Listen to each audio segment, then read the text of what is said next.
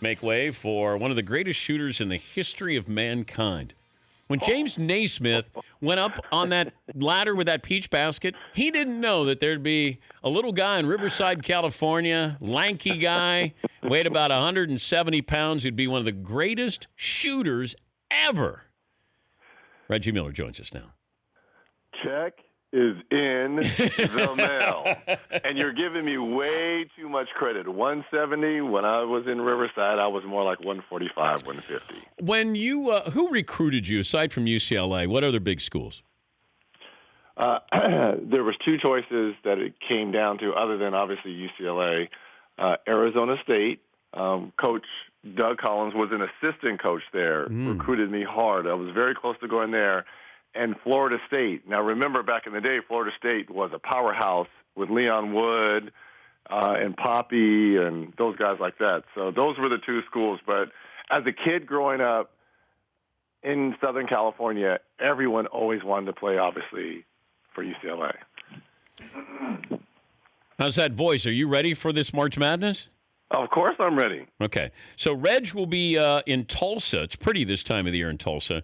Hey, it's a lot prettier than what's coming your way, right? I know. But all of us get to be together in a hotel room, so that's what's fun about that. Well, look, this is we said this last week. To me, this is the most favorite time of the year for me because it's right after the All-Star game. The NBA players, they see the light at the end of the tunnel because the end of the season and playoffs are beginning.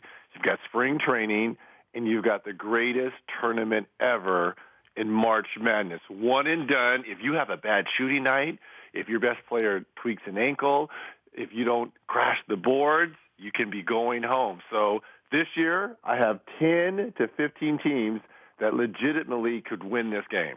All right, we'll get to those in a moment. Let me give the formal introduction. So Reg will be calling Baylor, New Mexico State on True TV, SMU versus the winner of Providence and USC. Will you be nice to USC if they win and you're calling the game, you being a UCLA Bruin apologist?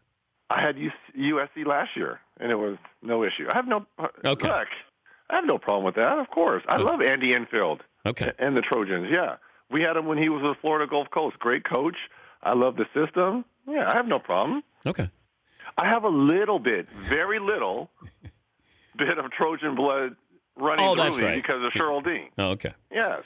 Kansas versus the winner of NC Central, UC Davis on TNT, then Miami versus Michigan State on TNT. How about that second round potentially if you can get Coach Izzo versus Coach Self? Yep. It's pretty good. I mean, Kansas versus Michigan State is probably as good as it gets. I know this, at 19 and 14, it's not the typical Michigan State, team or system, but doesn't it always seem that Coach Izzo and his teams always rise this time of year during the tournament? Yeah, absolutely. More fun to play, college or the pros? Personally, for me, the pros. I mean, you're playing at the highest level, obviously. I just loved, competing against, the best players in the world. Well, let's take out the challenge. I'm just talking about pure fun. How much fun did you have at UCLA as opposed to? Well, I'll put it to you this way. I stayed all 4 years. I mean, there's nothing like that college life. And look, just being able to walk the campus of UCLA and, the fans and the people, definitely college life. It was pretty sweet. And you got paid well at UCLA, so that. Hey. We don't do those kind of things at UCLA. No. Oh, they used to, but not when you got there. Look, Walt Hazzard wasn't having any of that. I don't know what happened before me, nor do I know what happened after me. All I know is for my 4 years, it was straight by the book, and that's how it's always been. And you're still bitter about that. Now, no names attached to it, Reg. Were you recruited? Were you offered anything when you were recruited? At UCLA? No. And other schools? No. Here, look, this is in all honesty, because I come from a military background. Saul wasn't having any of that. He was not playing around. Now, because of that military background, he played everything by the books because that's what government officials do. And so, no, we weren't having nothing. Your dad was Zero. Better Call Saul before the show Better Call Saul. Yes, exactly. If I Saul wasn't having it. If I said you could watch Duke or UCLA, you had to pick between the two. Come on, are you really? Well, I know Of you course love UCLA, but is Duke more interesting? I'm talking about entertainment value. If I take away... Personally, no. I'm going to go with UCLA. If you're not asking me, of course Duke is. They've got the Hall of Fame coach and Coach K, and yeah, I think universally, yes. Now, I love watching UCLA play. Duke is fascinating because you're never quite sure what's going to happen, and it could happen with that team, with Grayson Allen as well thrown in there. I love Tatum. I think Tatum is an unbelievable talent there.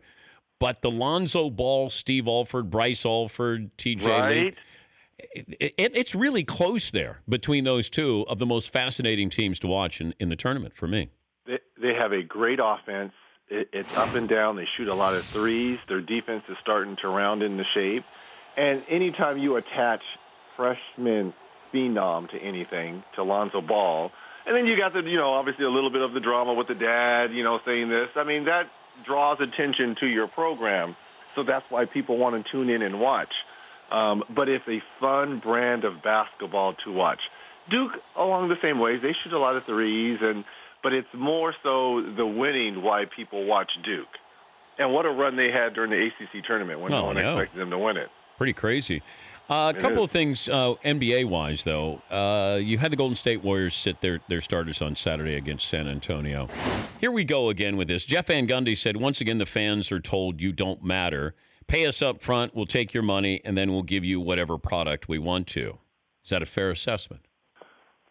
It is. I'm a little disappointed because being an old school guy, I don't want to be that type of player who says, hey, we never did this.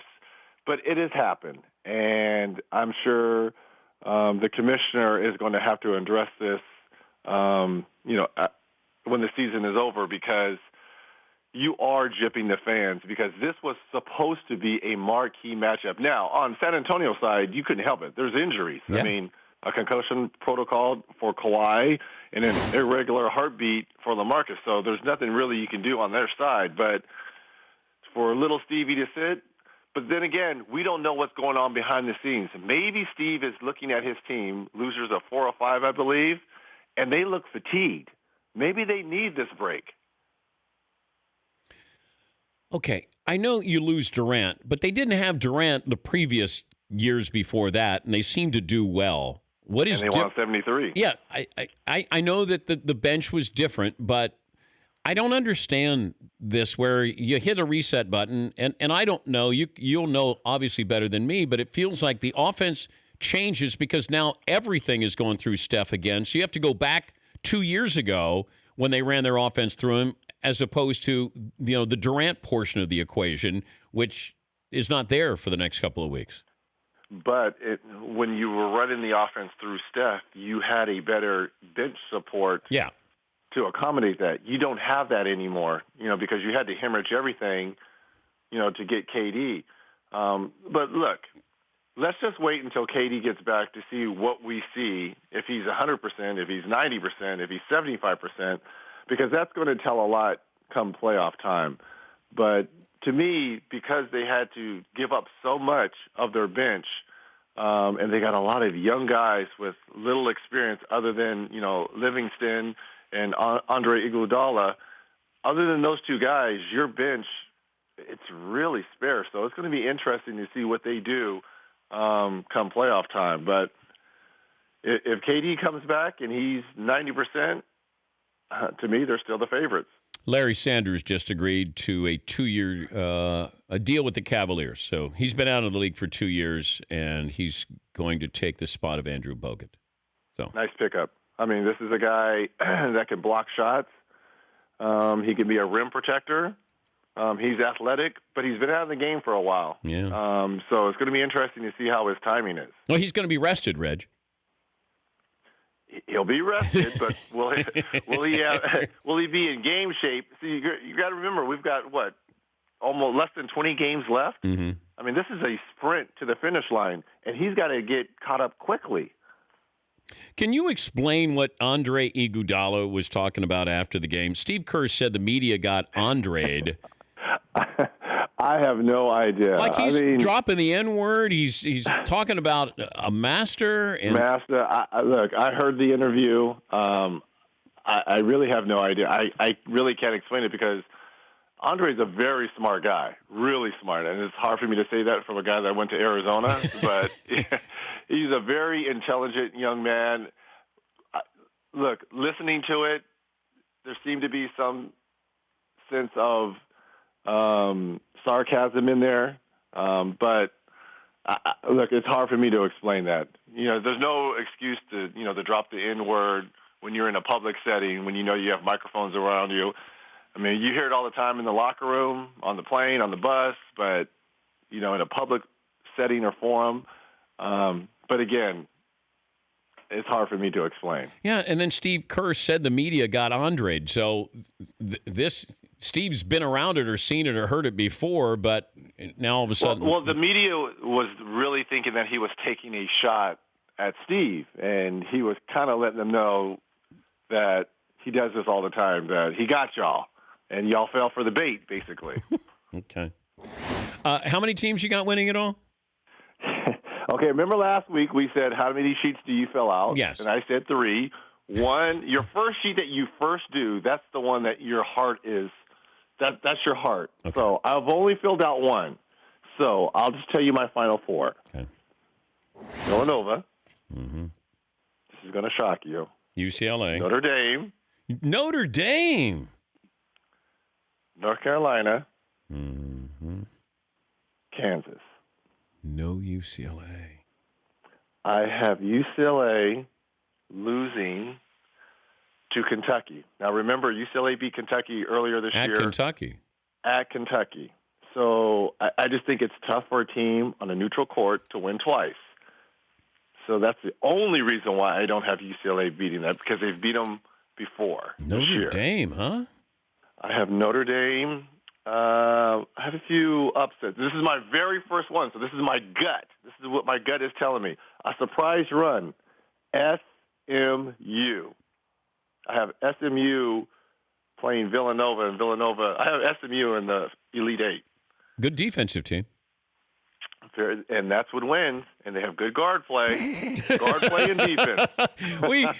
We've been talking about these. You don't have to know any names of any players in the tournament. All you got to do is just throw out a couple of lines, a couple of cliches, and it sounds like you know what you're talking about. It sounds like you know what you're doing, right? Yeah, hey, that guard play, Reg. Long and athletic. Who's on the team? Mr. Long and Mr. Athletic. They score the ball, Reg. They score the ball. Hey, they're well coached. Yeah, they really are. Get after you. They got guard play. You can't even say senior leadership. There are no more seniors in basketball. No. I try to go with upperclassmen, but it sounds so stiff. So all right. I go with the guards. Guard play. Reg's NBA duties on hold while he takes part in March Madness with Turner Sports. Yeah, March Madness. When are you going to Tulsa? Madness. You going Thursday? Wednesday. Thursday's that all day, when you watch all 8 teams practice, which I'm so excited about. So I will get to Tulsa Wednesday afternoon, Thursday all day, and start Friday. You'll be there with Kevin Harlan, Dan Bonner, Dana Jacobson covering the tournament in Tulsa. I am excited. Tell Daniel. Tell Dan Bonner I said hello. I did a couple of games with him, and he couldn't have been more helpful to me because I had no idea what I was doing back at the mothership, and I did a few games with Dan Bonner, and he helped me. He held my hand through some games doing play-by-play. I'm not quite sure there's a better college basketball analyst than Dan Bonner, a guy that's been around a long time, and he really knows his stuff. So we're very fortunate and honored for him to join us. So this is going to be fun. I think this is our 3rd season together with Mr. Bonner, and it's going to be so much fun. A great ride. Safe travels as always, Reg, and thanks for joining us. Theodore, you know I love you, right? Sometimes. Damn it. I'm down on bended knee for y'all, right? Let's do this. Let's do this. Reggie Aloysius Miller III. He'll have NBA on TNT after March Madness, but he'll be in Tulsa. The Dan Patrick Show, weekday mornings on Audience.